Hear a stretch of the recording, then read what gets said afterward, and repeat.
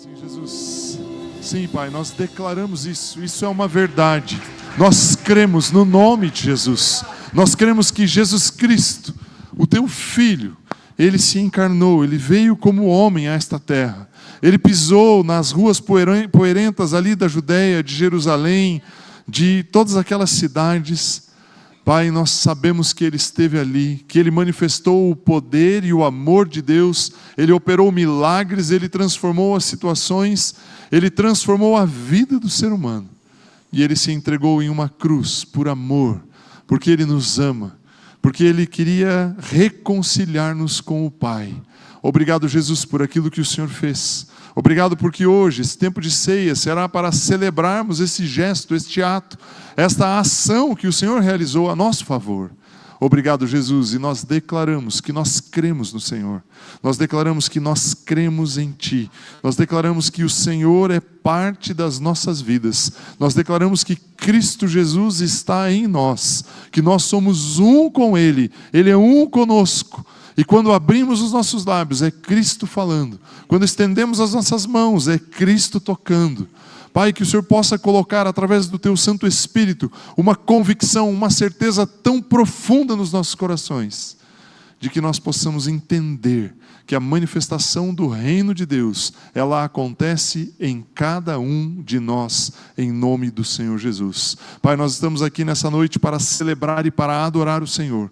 Nós estamos aqui essa noite para glorificar o Teu nome, para Te exaltar. Nós viemos aqui para declarar a Tua grandeza e a Tua santidade, o Teu poder, a Tua magnificência, a Tua excelsa, poderosa força, Pai. Nós estamos aqui para celebrar o Senhor, e nós exaltamos e glorificamos a Ti. Espírito Santo, que o Senhor se manifeste agora, trazendo restauração nas nossas vidas, mudando o nosso coração, mudando o nosso pensar, mudando a nossa mente, e que a Tua palavra seja o guia para essa transformação, em nome do Senhor Jesus. Amém. Aleluia, aleluia. Antes de você se assentar, dê um sorriso bem largo aí para quem está do seu lado, dê um abraço se for possível e diga para essa pessoa assim: Cristo está em você, Cristo está em você. Aleluia. Você pode aí, depois de cumprimentar alguém, se assentar, tomar aí o seu lugar. Aleluia. Quero compartilhar um pensamento aqui com vocês. No final, aliás, antes de começar aqui, já entrar na palavra, quero reforçar duas coisas. Primeiro, normalmente nas nossas agendas, nós realizamos o culto de mulheres na segunda semana, na segunda quarta-feira. Mas esse mês, excepcionalmente, ele está programado, já desde fevereiro, lá quando nós fizemos a reunião de agenda, ele ficou programado em junho para o dia 6. 6 é isso? 5, perdão. Estou fazendo a conta errada aqui, para o dia 5. Então, deixa eu perguntar aqui, quem é homem, levanta a mão aqui para mim, por favor. Se você é homem e é casado, deixa a sua mão levantada um minutinho. Então eu vou dar uma missão para você. Você precisa enviar a sua esposa para essa reunião. Você precisa. Fique com os filhos, lave a louça, organize a casa, não deixe nenhuma tarefa para a responsabilidade dela. Ela não vai ter que fazer nada. Você vai simplesmente dizer: olha, a chave do carro está aqui, ou chama o Uber, se for o caso, né? Fala assim: vá lá para a igreja. Carlos Borges, 1905, põe o endereço ali no Uber, mas mande as mulheres para cá, para que elas tenham um tempo, recebam a palavra de Deus, sejam edificadas, fortalecidas. É um tempo especial. E o segundo aviso, vocês viram ali no telão, nós estaremos comemorando os 14 anos da Comunhão Cristã Aba Maringá, nos dias 15 e 16 de junho. O pastor Pio estará aqui conosco. Nós temos a pretensão de fazer pelo menos 3 reuniões, 3 momentos. Nós queremos fazer um momento de recepção, como se fosse uma festa mesmo, no sentido de celebrar ao Senhor. Nos reuniremos aqui no sábado à noite, após o culto, para um coquetel, para um momento de comunhão. Você vai receber as instruções lá no seu grupo familiar, e você que é visitante, siga as nossas redes sociais, estará tudo disponível ali, as informações estarão disponíveis. Ou nós ficamos à disposição também no final do culto aí, para você saber como que você pode participar desta celebração, desta festa, desse tempo que teremos juntos. Amém? Amém? Aleluia, vocês estão aí. Quero compartilhar um pensamento com você então. palavra de Deus, nós podemos começar lendo em Colossenses, capítulo 1. Quero ler os versículos de 24 a 29. Capítulo 1, 24. Quero compartilhar um pensamento que é algo que tem, assim, no meu dia a dia, no meu coração. É algo que, quando eu penso, assim, no momento da minha conversão, no momento em que eu aceitei a Jesus e comecei a ter um pouco mais de contato e comecei a me envolver um pouco mais com a palavra de Deus. E aquilo, o que eu vou compartilhar, o pensamento que eu vou trazer para você hoje, sempre bateu muito forte no meu coração. E o texto dele diz assim, verso 24 de Colossenses 1. Agora, eu me regozijo nos meus sofrimentos por vós. Paulo está escrevendo aqui para a igreja de Colossos. E preencho o que resta das aflições de Cristo na minha carne, a favor do seu corpo, que é a igreja. Aqui um pequeno parênteses. Se você quer fazer parte do corpo de Cristo, você precisa estar vinculado a uma igreja. Você precisa estar conectado a uma igreja. O corpo de Cristo se manifesta numa reunião. O corpo de Cristo se manifesta num ajuntamento de pessoas.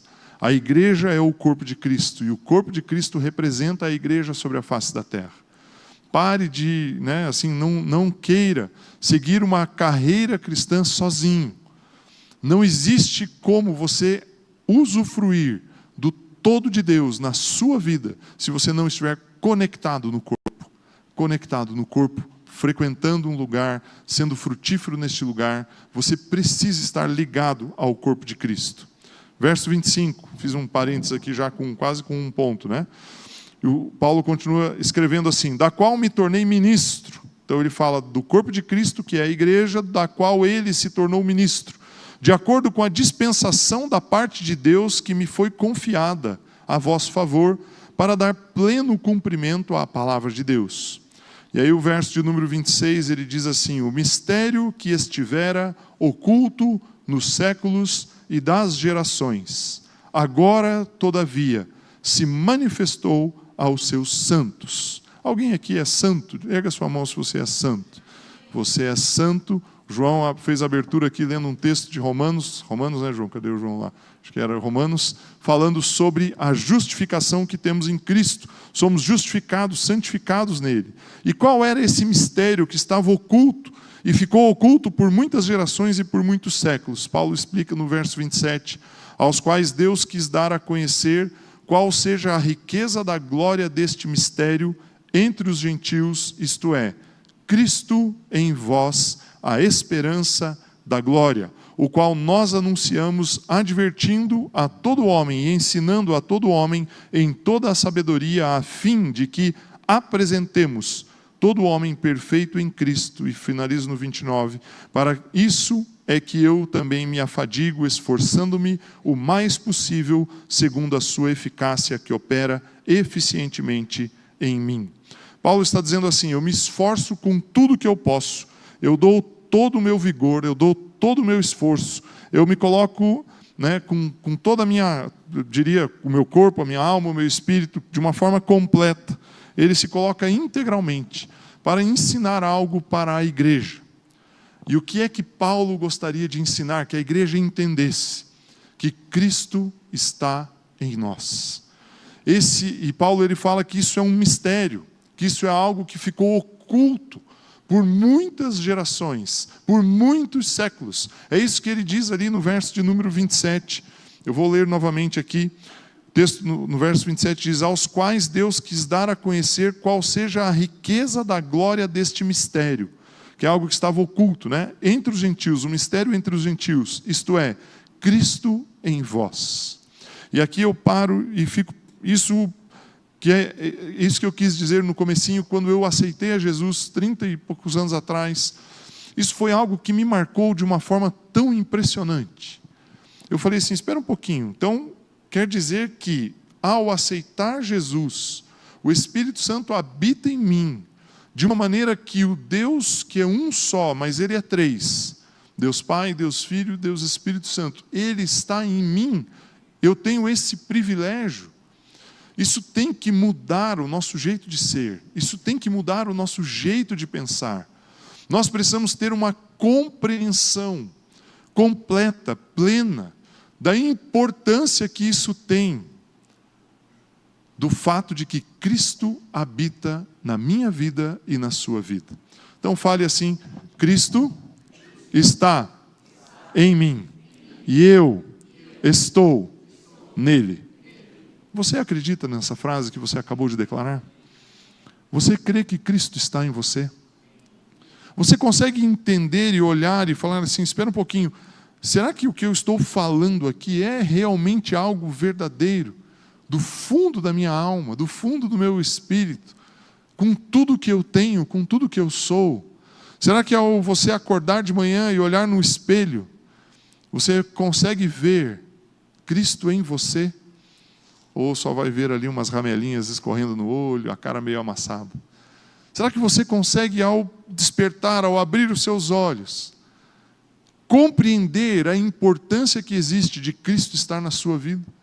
E isso muda a sua forma de se relacionar com as pessoas. Na verdade, isso deve mudar a forma de você se relacionar consigo mesmo, com você mesmo. E eu quero colocar alguns pontos aqui. E o primeiro aspecto que eu quero trabalhar com você é que Cristo em nós só é possível porque nós fomos reconciliados. E eu gostaria que você abrisse a sua Bíblia em 2 Coríntios, no capítulo 5. Os versos de 17 a 19. O texto diz assim: e assim, se alguém está em Cristo, ou seja, você acabou de dizer que Cristo está em você e você está nele. Se alguém está em Cristo, essa pessoa é uma nova criatura. Você deixou de viver uma velha vida e você está vivendo uma nova vida. Você nasceu de novo. E o texto continua dizendo: as coisas antigas já passaram, eis que se fizeram novas. Meu irmão, se você aceitou a Jesus, a partir daquele momento tudo se fez novo. Se você carrega algo do seu passado com você, essa é uma decisão sua de carregar. Porque em Cristo existe algo novo para você viver. E o texto continua dizendo no verso 18: ora, tudo provém de Deus, que nos reconciliou consigo mesmo por meio de Cristo e nos deu o ministério da reconciliação, a saber que Deus estava em Cristo reconciliando consigo o mundo, não imputando aos homens as suas transgressões, e nos confiou a palavra da reconciliação. Cristo, ele muda, ele transfere a culpa que seria minha, que seria sua pelos nossos erros, e ele transfere para ele essa culpa. É engraçado, eu estava revisando esse texto hoje de manhã, hoje logo após o almoço eu peguei a Bíblia para ler, e eu resolvi olhar ali o que significa a palavra reconciliar. Todas as vezes que aparece a palavra reconciliar ou reconciliação, a expressão original do grego é katalasso, e significa uma troca, um câmbio. Inclusive ele traz assim, trocar, cambiar, como por exemplo, uma moeda de um valor por outras de valor equivalente. E aí, para ficar um pouco mais lúdico, eu trouxe aqui uma nota. Você conhece essa nota? Não sei se você consegue ver aí. É uma nota de $100. Essa nota, se eu for no mercado aqui na rua, eu não vou conseguir comprar algo com ela. Dificilmente eu consigo comprar. Mas existe uma maneira. Se eu pegar 5 notas de R$100, um pouco mais, talvez uma de 50 junto, e aí eu posso entregar essa e pegar aquelas outras, e aí usá-las. Quando a palavra diz que Cristo nos reconciliou com o Pai, ela está dizendo que Ele foi trocado e morreu no meu e no seu lugar. O reconciliar é tirar você do estado de pecado, do estado de injustiça, do estado de morte e colocar você em um estado de vida. É dar a você acesso ao Pai. Reconciliar é transformar, é mudar a sua origem. Por isso que Paulo, ele é tão enfático, lá no texto de Colossenses, ele fala assim, eu vou completar as aflições de Cristo, eu estou sofrendo. Mas eu estou sofrendo por quê? Para que eles entendam que o mistério que estava oculto, ele fosse revelado. Que mistério? Que Cristo está em nós. Que Cristo, ele se entregou e ele morreu por mim e por você. E ele se deixou trocar. E se entregou para que ele sofresse a pena que era destinada a nós. Então, se nós entendermos, para que nós possamos entender que Cristo está em nós, nós precisamos entender o princípio da reconciliação. Você foi reconciliado com o Pai, meu irmão. Você é um com Ele. Ai, mas a minha vida, mas pare de olhar as circunstâncias temporais. Você precisa olhar aquilo que Deus fez por você, que é eterno, que é permanente, que não muda, que não tem alteração. Porque o que Ele fez é perfeito, é completo. Algumas semanas atrás eu trouxe uma mensagem aqui, falando que todo cristão deveria decorar o texto de João 10, lá quando diz, tetelestai, está consumado, 16:10, se eu não me engano. Nem eu sei onde está o endereço correto. Porque está consumado isso.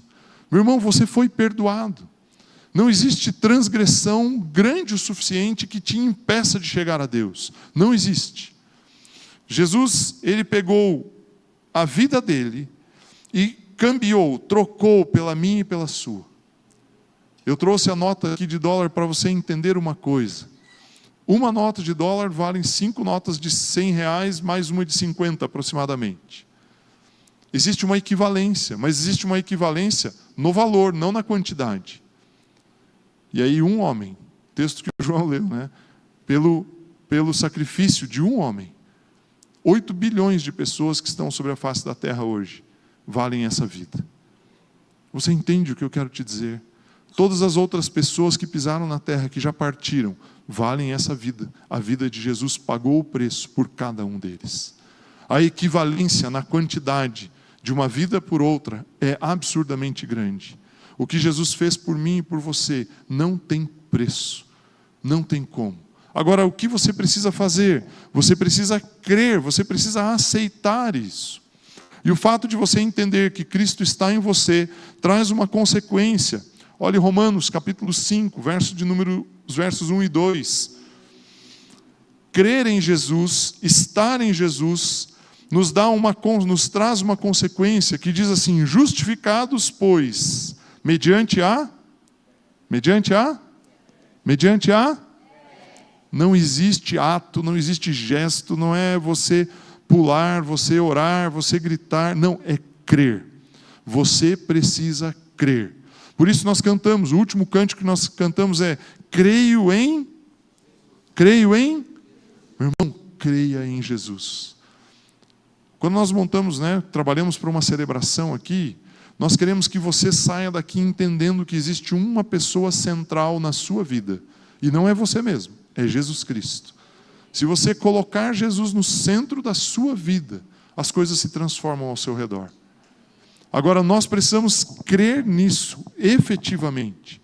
Paulo, ele dizendo aqui aos romanos, justificado, pois, mediante a fé, temos paz com Deus, por meio do nosso Senhor Jesus Cristo, por intermédio de quem obtivemos igual acesso, pela fé, a esta graça na qual estamos firmes e gloriamo-nos na esperança da glória de Deus. Paulo está dizendo assim, a reconciliação promove em nós algo extraordinário, algo fantástico, que é a paz. Uma paz que excede todo o entendimento, que excede toda a capacidade humana. Nós temos paz com Deus. Ter paz com Deus é saber que ao orarmos Ele vai nos ouvir.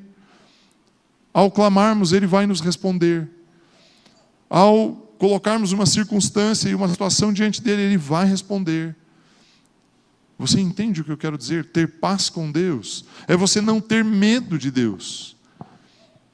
Infelizmente, conversei já com diversas pessoas. Eu lembro quando eu trabalhava no colégio, ali no CCIM, atendia os alunos do ponto de vista da capelania, conversando com adolescentes ali, 11, 12, 13, até 15, 16 anos.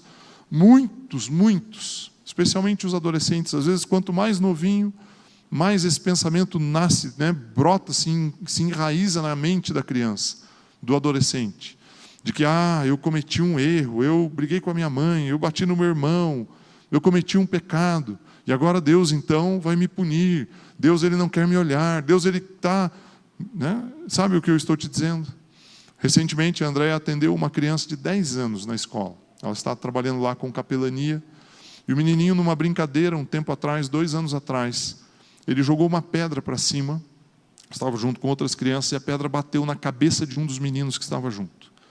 O menininho fez um traumatismo, acho que a pedra devia ser um pouco maior, ficou internado, foi para a UTI, passou muito mal e eles perderam contato. E esse menino que a Andréia atendeu, 10 para 11 anos, ele tem um trauma. Ele fala assim, Deus não me aceita porque eu matei uma criança. Isso está na cabeça dele. Isso foi colocado, de alguma forma, parou na mente dele. Satanás plantou isso na mente dele.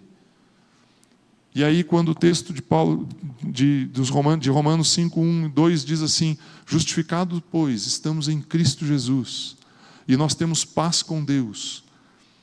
Nós precisamos entender que ao abrirmos os nossos lábios, nós somos reconciliados com o Pai, e reconciliados com Ele, Ele nos ouve. Nós temos que ter essa confiança, essa certeza. Isso tem que estar no nosso coração de uma forma, assim, muito forte, muito intensa, muito forte. Nós precisamos abrir, como eu brinquei, né? Você abre os seus olhos de manhã, se olha no espelho, você tem que ter certeza de que Cristo está em você. Você faz parte de Cristo. Cristo está na sua vida. E aí, então, eu vou para o meu terceiro ponto aqui.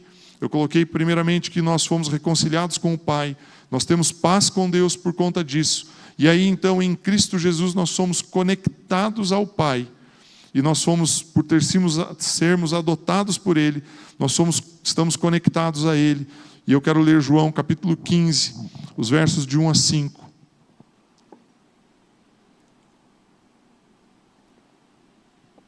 A palavra de Deus diz assim, Jesus está falando aqui, eu sou a videira verdadeira, e meu Pai é o agricultor. Todo ramo que, estando em mim, não der fruto, Ele o corta. E todo o que dá fruto limpa, para que produza mais fruto ainda. Vós já estáis limpos pela palavra que vos tenho falado. Permanecei em mim, e eu permanecerei em vós. Como não pode o ramo produzir fruto em si mesmo, se não permanecer na videira, assim nem vós o podeis dar, se não permanecerdes em mim. E o verso 5 diz, eu sou a videira, vós os ramos, quem permanece em mim, e eu nele, esse dá muito fruto, porque sem mim nada podeis fazer. Às vezes eu vejo e converso com diversos cristãos de diversos lugares diferentes, pessoas que eu conheço no meu trabalho, pessoas que eu conheço na minha rua, pessoas que eu tenho contato de alguma forma, fora do ambiente da igreja, fora do lugar da igreja. E é muito comum você perceber que as pessoas, elas se sentem às vezes meio frustradas, não frutificam, não sei, eu vou na igreja, eu vou no culto, eu vou lá uma vez por semana. E as pessoas vão levando uma vida cristã assim, às vezes até não são fixados numa igreja, um dia vai num lugar, outro dia vai no outro.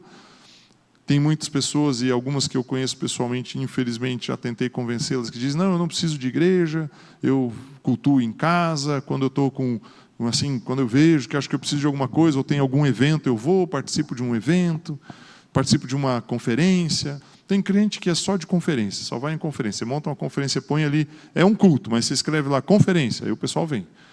Você tira conferência, é culto, daí não vem, porque daí acha que é só culto. Quando nós olhamos as pessoas nessa perspectiva, é impossível que você dê fruto, porque você precisa estar conectado, você precisa estar ligado, você precisa estar ajustado dentro do corpo. Paulo usa, eu não trouxe aqui nenhum dos textos, mas Paulo usa muito a referência ao corpo. Nós somos um corpo em Cristo Jesus, fazemos parte do corpo de Cristo. Jesus esteve na terra, caminhou aqui, curou, transformou, morreu, ressuscitou, estabeleceu um corpo que é a igreja. E quando nós estamos conectados nela, nós temos possibilidade de dar fruto. João, escrevendo aqui no capítulo 15, ele diz, não existe forma de um ramo dar fruto se ele não estiver conectado na videira. E Jesus é a videira verdadeira. Você precisa estar conectado. E o que é dar fruto? E aí vem essa pergunta, o que é dar fruto? Dar fruto é você poder, Qual é o sentido de um fruto? Quando você olha uma árvore e vê um fruto, qual é o propósito de um fruto? O que um fruto serve para quê? Provavelmente, ou possivelmente, para alimentar alguém, para trazer vida, para fazer a manutenção da vida. Dar fruto, meu irmão, é manifestar a vida de Deus tocando a vida de outras pessoas. Por isso que no comecinho eu falei assim, quando você fala com alguém, é Jesus falando. Quando você toca em alguém, é Jesus tocando. Porque você faz parte do corpo de Cristo. Quando você está inserido no corpo, quando você faz parte do corpo, e você se manifesta, você leva a vida de Cristo a outras pessoas. Só que você precisa crer nisso. Você precisa ter uma confiança de que isso é uma verdade. Na quinta-feira à noite eu tive uma experiência, assim, foi muito legal, né? Eu fui com o João fez a abertura aqui conosco. Eles têm um projeto, eles cuidam ou acompanham um projeto com pessoas com dependência química. E uma quinta-feira sim, uma quinta-feira não, o João vai lá, ministra uma palavra, são só rapazes, só homens. E tem um menino lá que tem 18 anos. E o Davi, o meu filho, também tem 18 anos, estava aí, ele foi junto comigo. Nós fomos lá. O João compartilhou um pensamento, fez um estudo bíblico com aqueles homens ali, aqueles rapazes. E no final nós já estávamos saindo, já estava tudo fechado. A gente ficou ali, tem tipo uma varandinha na saída do templo, ali no local, lá na casa de recuperação. E aí esse menino que tem 18 anos, ele estava ali. E eu perguntei para ele, eu não sabia. Eu falei, Rian, quantos anos você tem? Ah, eu tenho 18. Aí eu falei assim, é a mesma idade do meu filho. O Davi estava bem na frente. Daí ele falou para mim assim, mas ele está vivendo a vida certo. E aí, ele quis dizer assim, eu fiz um monte de besteira, mas ele fez o certo. E aí eu olhei para ele e falei, não existe diferença entre um e outro. Você crê em Jesus? Creio. Então não existe diferença entre vocês. Vocês têm experiências diferentes. E aí eu pus a mão no ombro dele e falei, imagine daqui a alguns anos, um dependente químico, que precise se aconselhar com você e um dependente químico que precise se aconselhar com o Davi. Quem é que vai ter mais bagagem para ajudar? Só que qual é a diferença, meu irmão? Aquele rapaz ainda não acredita no poder que existe de Cristo dentro da vida dele.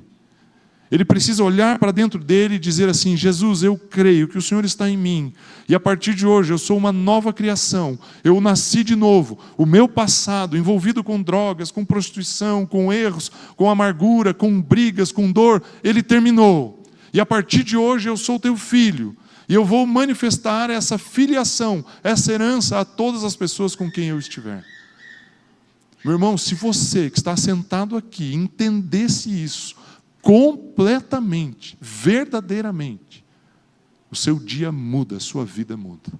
Você para de se lamentar com as coisas que estão acontecendo, você olha para as circunstâncias e sabe que você é um filho amado do Pai, e que Ele ama você e Ele te entregou tudo que Ele tem de mais precioso, que é o seu próprio Filho, para trocar a vida do seu filho, puro, perfeito, sem pecado, para resgatar, para reconciliar você com o Pai.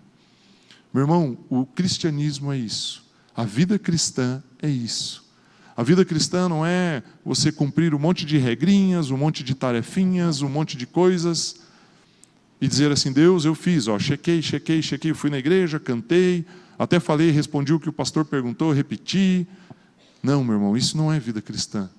Vida cristã é você entender quem você é em Cristo Jesus e você manifestar o amor de Jesus para todas as pessoas onde você for. E você saber que apesar do seu passado, apesar dos problemas que você viveu, apesar das lutas que você enfrentou, Cristo te ama e você tem o poder de Jesus sobre a sua vida para manifestar esse amor sobre outras pessoas. Se você crê verdadeiramente dessa forma, as coisas se transformam. João capítulo 15 ainda, o verso de número 9. Ele diz assim, como o Pai me amou, Jesus está falando aqui, também eu vos amei. Permanecei no meu amor, se guardardes os meus mandamentos, permanecereis no meu amor, assim como também eu tenho guardado os mandamentos de meu Pai e no seu amor permaneço. Tenho-vos dito estas coisas para que o meu gozo, a minha alegria esteja em vós e o vosso gozo, vossa alegria seja completa. O meu mandamento é este, que vos ameis uns aos outros, assim como eu vos amei. Ninguém tem maior amor do que este, de dar a própria vida em favor dos seus amigos. João está escrevendo aqui, relatando aqui o que Jesus ele declara. que existe um fruto muito importante que quem está conectado à videira deve manifestar, que é o amor pelo próximo. Amar uns aos outros é um mandamento superior, supremo, que Jesus deixou. Depois João, lá na sua carta, vai escrever algo muito parecido. E ele vai transmitir para a igreja esse mesmo ensinamento, que ele estava recebendo de Jesus naquela hora.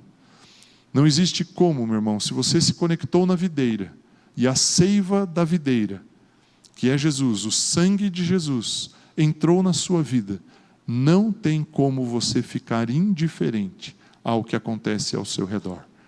Não tem como. É impossível que você não ame as pessoas. É impossível que você não estenda suas mãos e ajude alguém. É impossível que você não olhe para as pessoas e manifeste o amor, o perdão. É impossível que isso deixe de acontecer na sua vida. Você precisa ter um entendimento de que o amor de Cristo flui através da sua vida. E aí eu quero finalizar aqui trazendo um princípio, um pensamento, de que muitas vezes nós estamos com dificuldades, passamos por alguns problemas, sofremos, porque na verdade nós não entendemos o impacto, o tamanho desse amor sobre nossas vidas. E nós achamos que nós somos o fim, o ponto final da manifestação do amor de Deus. Nós hoje sofremos uma dificuldade muito grande com uma palavrinha chamada egoísmo. Nós queremos que as pessoas nos assistam, nos deem coisas, nos ajudem, quando nós precisamos olhar da perspectiva de Cristo. Jesus foi muito categórico com os seus discípulos, e ele fala que em Cristo, quando nós estamos nele, o nosso papel é servir e não ser servido. Jesus ele fala claramente, o maior no reino de Deus é aquele que serve, e não aquele que é servido. E aí nós às vezes nos sentamos nas posições, no tempo, no conhecimento, e achamos que devemos ser mais atendidos do que atender. Meu irmão, não existe forma. Se você está conectado na videira, a seiva da videira corre pela sua vida. Só existe um fruto que vai sair na ponta desse ramo. E esse fruto é manifestação do amor de Deus. Não estou discutindo aqui teologia, né? O fruto do Espírito, não entrei nesses aspectos. Você pode fazer a FATEM, pode se matricular. A FATEM é modular, a cada período aí de mais ou menos 30, 40 dias começa um módulo novo. Você pode entrar ao longo do tempo. Você está convidado a conhecer a escola terça-feira, quarta-feira, 19h30. Vale a pena você vir.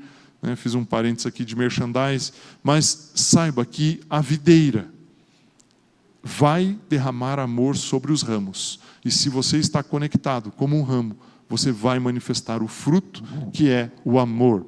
E eu quero finalizar lendo o texto já base para a ceia, 1 Coríntios, capítulo 11. E aqui tem um aspecto que eu acho extraordinário, o verso de número 23. 1 Coríntios 11, 23. Paulo ele está escrevendo aqui a respeito da ceia, e ele fala assim: porque eu recebi do Senhor o que também vos entreguei, que o Senhor Jesus, na noite em que foi traído, ele tomou o pão, e tendo dado graças, o partiu, e disse: isto é o meu corpo, que é dado por vós. Fazei isto em memória de mim. Por semelhante modo, depois de haver ceado, tomou também o cálice, dizendo: este cálice é a nova aliança no meu sangue. Fazei isso todas as vezes que o beberdes em memória de mim. Porque todas as vezes que comerdes deste pão e beberdes o cálice, anunciais a morte do Senhor até que ele venha. E aí os versos 27 a 30 dizem assim: por isso, aquele que comer o pão ou beber o cálice do Senhor indignamente, será réu do corpo e do sangue do Senhor. Examine-se, pois, o homem a si mesmo, e assim coma do pão e beba do cálice. Pois quem come e bebe sem discernir o corpo, come e bebe juízo para si. Eis a razão porque há entre vós muitos fracos e doentes, e não poucos dormem. A palavra dormem aqui quer dizer morrer, literalmente. Dormir aqui não é só ir lá descansar. Não é só estar fisicamente cansado e dormir ali 8, 10 horas e recuperar. Paulo ele está dizendo aqui, ele está ensinando a respeito da ceia, Ele está trazendo um princípio. A igreja se reunia como corpo para fazer as refeições. Diferente do que nós fazemos, a gente pega aqui um cálicezinho com um pouquinho de suco, um pedacinho de pão. Se você fosse viver só com um pãozinho desse por dia, você ia emagrecer rápido, né? Não tem como se alimentar dele. Mas a igreja, naquela época, normalmente eles se reuniam para ter um tempo de comunhão, literalmente, de estar junto, de estar em comunhão para fazer uma refeição. E aí, então, ele coloca uma expressão, e ele fala, olha, se você não discernir o corpo, se você não tiver o discernimento, isso causa problemas. E ele aí depois ele ainda coloca, ele fala, olha, por isso que existem muitos fracos, doentes e não poucos dormem. O discernir o corpo, ele significa, na verdade, como eu olho para o meu irmão, como eu vejo o corpo de Cristo, como ao me aproximar de alguém, como eu trato essa pessoa. Como essa pessoa ela é vista por mim do ponto de vista da forma como ela foi resgatada. Eu brinco sempre, né, que eu venho ministrar, sempre que eu falo alguma coisa aqui, que eu subo, pego o microfone para pregar, eu geralmente acho um motivo para você, olha, cumprimente alguém que está aí do seu lado, né, dê um sorriso para ele, fale isso ou fale aquilo outro. São pretextos só para você cumprimentar alguém, para você não deixar de sorrir. A igreja é um lugar de vida. Mas, meu irmão, quando nós olhamos uns para os outros, nós precisamos respeitar, honrar, nós precisamos entender que cada um aqui é alvo do amor de Deus através do sangue de Cristo Jesus. Nós precisamos olhar para cada pessoa, sabendo que o sangue de Cristo foi quem pagou o preço pela vida dessa pessoa. E independente de como a pessoa está vestida, do quanto ela tem de recurso, onde ela mora, o que ela faz, que título ela carrega, todas essas coisas humanas têm um valor ínfimo, perdidos, estão perdidos. Na quinta-feira, lá na casa de recuperação, foi engraçado, porque um dos meninos falou assim, que bom, você é pastor, eu tenho umas perguntas para fazer. É engraçado isso, né? As pessoas acham que quando alguém carrega o título de pastor, ele tem que saber tudo, tem que responder todas as coisas. E aí eu brinquei com eles, eu falei, quando você vai no açougue, você chama o açougueiro de açougueiro ou você chama pelo nome? Fala, ô Zé, ô fulano, se você sabe o nome, né? Às vezes eu compro carne ali no Renato Carnes, o Renato é desse tamanho, né? Ele é bem baixinho. Fala, ô Renatinho, eu chamo ele assim, não chamo ele, ô senhor açougueiro, por gentileza, o senhor pode cortar um pedaço de costela ali para mim? Não faço isso. As pessoas, elas dão muito valor para o título, para a marca, para aquilo que está antes do nome. E Paulo, ele está dizendo assim, nós precisamos saber discernir o corpo. Meu irmão, se nós soubermos servir uns aos outros, não existe pessoas fracas dentro da igreja.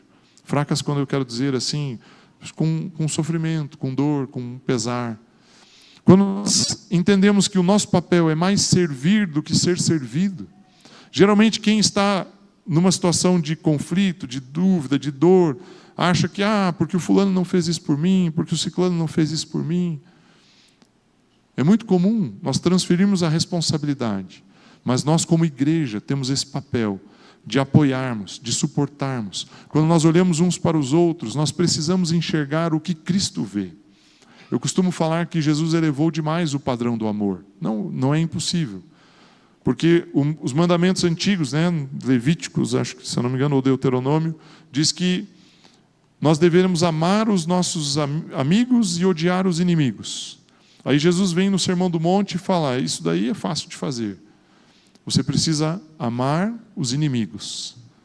Depois ele chega para os discípulos e fala, o texto que eu li, você precisa amar como eu vos amei. Será que nós conseguimos amar como Jesus ama mesmo? Ao ponto de abrir mão de tudo que ele tinha, da sua glória, e morrer por nós? Será que nós conseguimos fazer isso? Discernir o corpo, meu irmão, é olhar para você e saber que você é superior a mim, porque você tem Cristo em você. Saber que você tem experiências que eu não tenho, e que eu posso e devo aprender com as experiências que você tem. Discernir o corpo é me colocar a suportar você, a ser apoio para você. Só que se eu penso assim e você pensa assim, Nós vamos entrar numa briga, num conflito, de um ajudar o outro. Que aí não é uma briga, na verdade. E é isso que precisou mudar na mente dos coríntios, quando Paulo escreve a carta. Vocês estão indo para a refeição, o capítulo diz isso, mas vocês têm contendas, vocês têm brigas, vocês têm divisões entre vocês.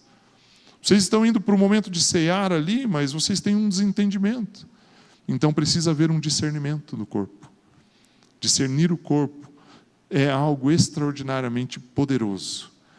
Se eu olho para cada um que está aqui e eu reconheço que você é superior a mim, eu vou mudar a minha conduta com você. Eu vou mudar a minha forma de falar, a minha forma de abordar, a minha forma de tratar. Mesmo quando eu estiver na minha casa, com a minha esposa, e estiver falando a respeito de outra pessoa, isso muda. Isso é discernir o corpo. Discernir o corpo é amar. Mas você só ama se você tem consciência de que Cristo está em você. Você só ama se você tem consciência de que você está em Cristo. Você só ama se você entende que você foi reconciliado com o Pai. Você só ama se você entende que Cristo te deu uma paz que excede todo entendimento. Você está em paz com Deus. Você só ama se você sabe que você está conectado na videira. E a seiva, o sangue da videira, que é Cristo Jesus, ele entra na sua vida e ele transforma você. Ele transforma o seu jeito de ver, o seu jeito de pensar, o seu jeito de falar, o seu jeito de agir. Cristo Jesus, ele trocou a vida dele por mim e por você. E esse gesto é um gesto infinitamente poderoso. Não existe nada no mundo que possa comprar isso. E o que nós vamos fazer hoje aqui é simplesmente nos alegrarmos e celebrarmos, porque aquilo que ele fez por nós é impagável. É impagável. Mas nós nos alegramos porque ele nos aceita como somos. Do mesmo jeito que nós somos, ele nos aceita. Que você possa expressar esse amor por onde você for. Que essa semana, ao iniciar amanhã, ela seja uma semana poderosa, onde você tenha muitas oportunidades de expressar o amor de Deus. No trânsito, no trabalho, na rua, com seu chefe, que às vezes é destemperado, que às vezes fala para fazer uma coisa que não é para fazer, depois muda. Com os seus irmãos de sangue ali dentro da casa, com a sua família, com a sua esposa, que reclama porque você largou a toalha lá em cima da cama. Né? Não acertei ninguém aí, né? Com qualquer pessoa que você convive, com os seus irmãos na igreja, que amanhã nos grupos familiares, quando vocês estiverem reunidos, que você entenda que ali é um lugar de servir, não é um lugar de ser servido. Ali é um lugar de ofertar, é um lugar de dar. Quando nós temos isso em nosso coração, nós mudamos a nossa relação com as pessoas. Eu tenho orado, tenho pedido, tenho clamado a Deus para que nós, como igreja, como corpo, tenhamos um entendimento com profundidade do amor de Cristo sobre nós. Porque se nós entendermos esse amor, nós vamos nos mover nesse amor e vamos tocar pessoas. E aí nós não precisaremos mais ver cristãos aí indo de evento em evento, de campanha em campanha, buscando avivamento em alguns lugares, quando o avivamento está em Cristo e Cristo está onde? Em você, em mim, em você. A vida está em nós. Vamos ficar em pé. Se os irmãos que vão servir a ceia puderem vir aqui à frente, por gentileza.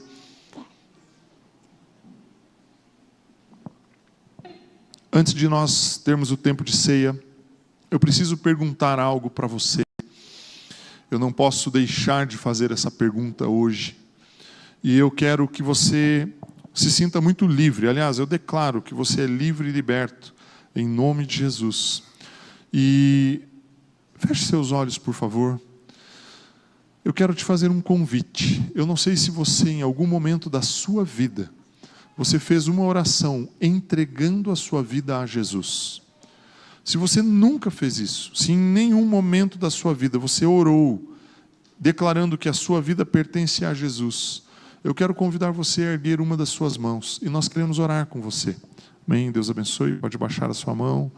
Existe mais alguém no nosso meio que gostaria de entregar a sua vida a Jesus? Por gentileza, erga uma das suas mãos. Amém, Deus abençoe, pode abaixar a sua mão. Amém, Deus abençoe, pode abaixar a sua mão. Meu irmão, nós precisamos ter consciência de quem nós somos em Cristo. E tudo começa com esse gesto, com este ato, de entregarmos a vida a Jesus. Tudo começa aqui. Algo extraordinário vai acontecer na vida de cada pessoa. E eu quero fazer mais uma última pergunta. Se existe alguém que de alguma forma já frequentou a igreja, já foi à igreja, já participou de uma igreja, mas que você, por algum motivo, por alguma razão, talvez pessoas, talvez alguém que falou algo, te afastou da igreja, fez com que você ficasse longe, distante, mas você quer se reconciliar com Deus. Se você tem esse sentimento no seu coração, também levante uma das suas mãos, nós queremos orar com você. Queremos fazer uma oração com você. Amém. Deus abençoe. Pode abaixar a sua mão. E agora eu tenho um desafio, que pode parecer grande para você, mas não é. Ele é um gesto de fé, um gesto de uma atitude importante. Eu gostaria de convidar cada uma das pessoas que levantou a mão, se você está próximo aí, pegue no braço dela e conduza ela. Traga aqui essas pessoas, venham aqui à frente. Nós queremos orar com vocês, pedir uma ajuda aqui para os irmãos do grupo de serviço. Vocês podem ajudar eles a ficarem aqui alinhadinhos na nossa frente. Aleluia. Amém. Amém. Aleluia. Amém. Muito bem, pode ficar, fica aqui junto. Isso. Eu quero fazer uma oração. E vou te pedir uma gentileza, que você repita essa oração. Mas faça assim, as palavras que eu vou falar são as suas palavras. Faça do que eu vou dizer as suas palavras. Você vai orar comigo e você vai dizer assim: Senhor Jesus, abra o seu lábio e fale com vontade. Vamos lá, a igreja vai ajudar. Senhor Jesus, eu abro o meu coração e eu te peço, entre em minha vida, muda o meu ser, me faça uma nova criação. Em nome de Jesus, eu te peço perdão pelos meus erros e eu te peço, entre em minha vida, me transforma. Eu me arrependo dos meus erros e eu te agradeço pela salvação, em nome de Jesus. Eu rejeito a obra maligna na minha vida e eu me entrego completamente a Jesus Cristo, em nome de Jesus. Amém. Aleluia. Aleluia. Quero pedir uma gentileza, vire e olhe para as pessoas lá.